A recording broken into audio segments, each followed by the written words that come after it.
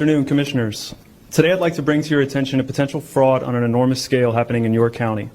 There's now clear evidence of NASA using numerous methods to grossly mislead the public about astronauts being on the International Space Station.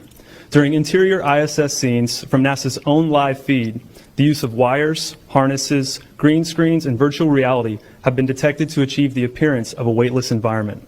Examples of this include astronauts fading in and out of the screen, green screen glitches, grabbing objects that aren't really there, pulling on invisible wires, getting tangled in their harnesses, and even astronauts appearing out of thin air. This begs the obvious question. If they're really up there, why are they using Hollywood techniques to fake the footage? Now, unfortunately, I can't show you these clips in here today, but I will be sending them to you. Outside the International Space Station, during spacewalks, air bubbles have been recorded on numerous occasions. How is it possible for air bubbles to be present in the vacuum of space? I once questioned astronaut Scott Kelly about this phenomenon. His body language and answers only created more questions. In 2013, astronaut Luca Parmitano nearly drowned during a spacewalk when his helmet filled with water. This happened again just last year. Air bubbles, helmets filling with water, and drowning. Are they in space or are they underwater?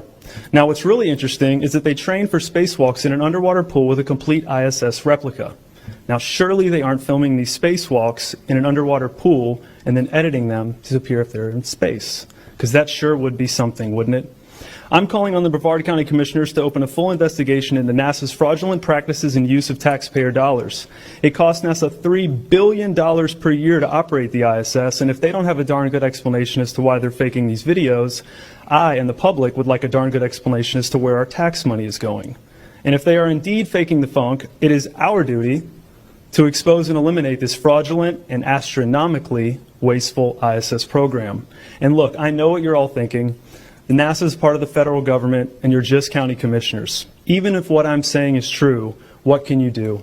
But let me remind you, not only is this happening in your county, as public officials, you have the platform and the ability to make a statement or hold a press conference, alerting the public, state, and federal authorities to investigate further.